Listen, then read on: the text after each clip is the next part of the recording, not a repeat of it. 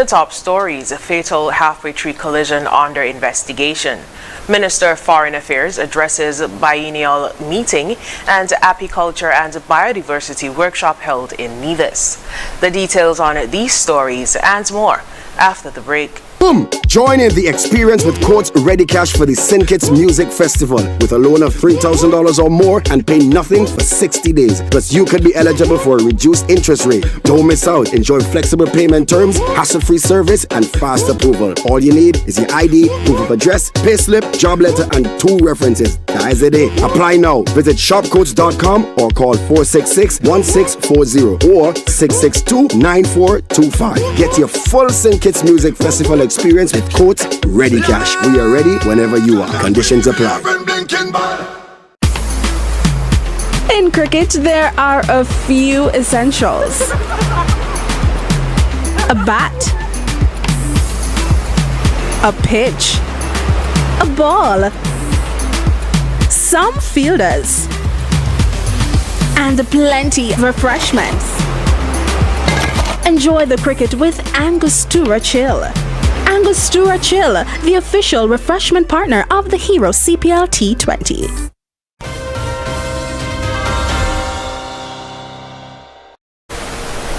Hello and welcome to the ZIZ Channel 5 Newscast. I am Scotty Sia Hendrickson. The Royal St. Christopher and Nevis Police Force is investigating a vehicular accident on St. Kitts that resulted in the death of 15-year-old Lashley Weeks of Sadler's St. Kitts. The incident occurred on Friday at around 8:15 p.m. in the area of Halfway Tree. Preliminary reports indicate that motor truck PA 2893, owned and driven by Morgan Wyatt of the alley Sandy Point, ran off the Island Main Road and collided with a house owned by Desmond Morton, located on the seaside of the road. Mr. Wyatt was traveling in the direction of Sandy Point with 3 passengers, namely Lashley Weeks, TJ Matthew, and Stashy of Sadlers. Mr. Wyatt overtook 2 parked vehicles and rapidly swerved back onto the seaside lane to avoid oncoming traffic. This resulted in his truck veering off the road and colliding with Mr. Morton's house. Mr. Matthew and Stashy, being the passengers in the truck's bed, fell off upon impact. Mr. Weeks was the passenger inside the truck, and regrettably, he was pronounced dead at the scene. Law enforcement and emergency services responded to the scene, and Mr.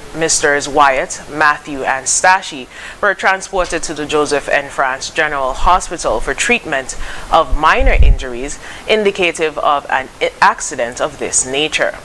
The crime scene unit processed the scene and the vehicle was removed by a tow truck, and the Royal St. Christopher and Nevis Police Force expresses its sincere condolences to those affected by Mr. Weeks' untimely passing.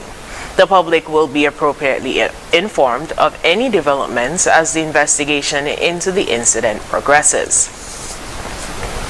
Minister of Foreign Affairs, the Right Honourable Dr. Denzil Douglas, along with other foreign ministers of CARICOM and the UK Foreign Secretary, met on Thursday at the Pegasus Hotel in Kingston, Jamaica, for the group's bilateral biennial engagement. The meeting's agenda included discussions on trade in goods and services, finance for development, cooperation in health and education, energy and food security, and climate change. Consistent with St. Kitts and Nevis's responsibility for health within the CARICOM quasi-cabinet, Dr. Douglas addressed the meeting during the session on cooperation in health and education. He highlighted the opportunities for partnership in the sharing of expertise and personnel to reduce NCDs and other diseases, as well as to build capacity in healthcare and education. Minister Douglas expressed St. Kitts and Nevis's gratitude to Cuba, which was present at the meeting as an observer, for the country's support for the development of health and education opportunities in St. Kitts and Nevis and other Caribbean countries. He thanked the UK for its ongoing support through the Chevening Scholarship Awards. He stressed that the Cuban model, which allowed Caribbean students to be trained in Cuba, could be replicated by countries such as the UK. Minister Douglas expressed satisfaction with the in-person UK-Caribbean engagement after a 2-year hiatus related to the COVID-19 pandemic. Beekeepers in St. Kitts and Nevis are participating in an apiculture and biodiversity workshop that is currently being held at the Hermitage Inn on Nevis. The workshop, which is being funded by the Global Environment Facility, GEF, Small Grants Country program, seeks to establish a sustainable apiculture industry in 6 countries in the region and 1 from the Pacific. In an interview with the Agriculture Media Unit, president of the Beekeepers Cooperative and participant in the workshop, Monroe Tweed, shared some of the topics covered during the workshop. It's training on management in terms of bees and livestock, so how to properly manage bees for whatever you want, be it honey, be it wax, or do you want to go into rearing queens, that kind of thing. So it's a comprehensive program for beekeepers. Everything from module, there's a theoretical program first with about 14 modules, and then 3 practical ones, which we are currently doing now that the trainers are on. He also spoke of the benefits of the workshop. So it really gives us, first of all, a perspective of where we are right now as to where beekeeping in the whole, not the federation, the globally is. It shows you, well, how far you're behind, or how forward you are, how close you are to really the objectives you want, if you want to be termed as a beekeeper or a commercial producer, in any capacity, because beekeeping has many different niche avenues you can get into still, just like any other agricultural venture. Also, it highlights, or it gives us an opportunity to really practice the skills, get training from persons who are really involved at a high level. It just gives us an opportunity also to network and to appreciate how we operate, how they operate, and then kind of. Tweed also described the workshop as timely as the world celebrates World Bee Day, which commemorated on May 20th each year.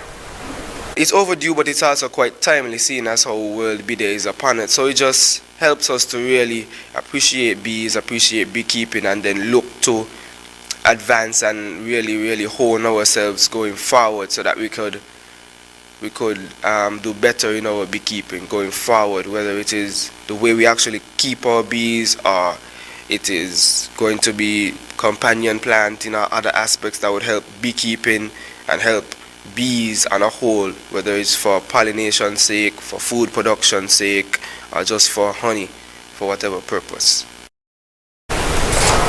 The practical component of the workshop is being facilitated by Richard Matthias and John Frederick from St. Lucia.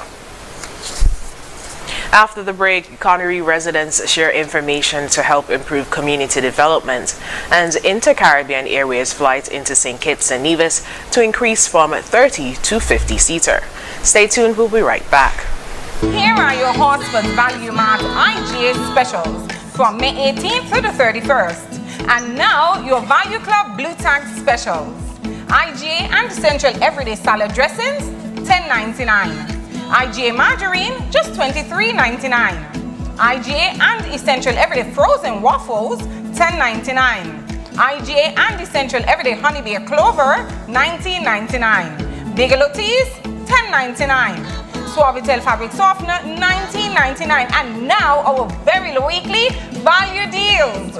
Nor rice and pasta side dishes, $7.99. Essential Everyday Ketchup, just $4.99. Essential Everyday Instant Oatmeal, $11.99. Arm & Hammer Deodorant, $7.99. Centrum Vitamins, $44.99. Extra Liquid Laundry Detergent, $22.99. Shop Smart, Shop Value Mart. Sea listo y haga sus compras aquí en Value Mart. There is no better time to discover what your National Bank Visa debit or black cards can do. Mimi, what's that song?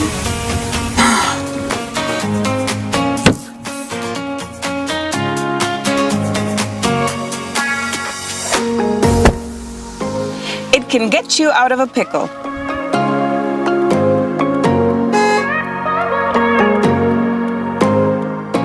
Using my National Bank Visa card is fast, secure, and convenient.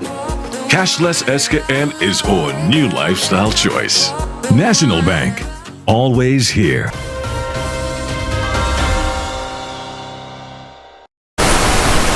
Welcome back. A team from the Department of Community Development and Social Services interacted with residents of the Connery community on Wednesday to get a better sense of issues or challenges impacting the area and opportunities to fill gaps. The walkthrough was led by Senior Community Development Officer Ursuline Patrick Bridgewater, who noted that the feedback from persons will help to plan intervention strategies and development initiatives for the area. Recommendations shared by residents included adding external steps to access the top floor of the community center, proper cleaning of street drains, damages to backyard gardens by monkeys, traffic flow and parking, and garbage collection. A senior resident bemoaned the reduction in community spirit over the decades. She noted that currently many younger persons often seek tangible compensation for tasks that were readily done by volunteers in the past. Another shared that there are too many young people walking the streets after school looking for something to do. Mrs. Bridgewater commended the community residents who gave feedback during the engagement. The Senior Community Development Officer added that action is already being taken to address some of the issues raised. The walkthrough was held in commemoration of International Day of Families on May 15th. A similar initiative will be held on Tuesday, June 6, 2023 in Deer Bay. And finally, on the local scene, with the growing demand for entry into St. Kitts and Nevis via inter-Caribbean areas, ICA, the St. Kitts Tourism Authority has once again negotiated a settlement with the airways to increase aircraft capacity from a 30 to a 50-seater starting the 4th week in May. The service from the Grantley Adams International Airport in Barbados commenced on Sunday, March 12, 2023, with an Embraer 120 aircraft with a seating capacity of 30, servicing St. Kitts from Barbados 3 times weekly on Sundays, Wednesdays, and Fridays, with one-stop connectivity via Barbados to Grenada, St. Vincent and the Grenadines, St. Lucia, Dominica, Guyana, and soon to come Port of Spain. During the Prime Minister's press conference with Cabinet Ministers on Thursday, Minister of Tourism, the Honorable Masha Henderson, said since its commencement, the flight arrived in St. Kitts and Nevis filled to capacity. She said it was important to make the adjustments to accommodate travelers desirous of visiting the destination. What we've done, coming next week, we're going to increase the flight to a 50-seater. I think that is called the ATR, whereby more persons would get the opportunity as the demand is there. And we've not been able, and so we have good news, we've not actually spent $1 on the MRG that's in place with Inter-Caribbean. A minimum revenue guarantee is a sum of money paid to airlines if they do not reach a set income goal. The income goal is agreed upon in the airliner's contract. Coming up, CXC scraps CSEC Mathematics Paper 2. Stay tuned. For the month of May.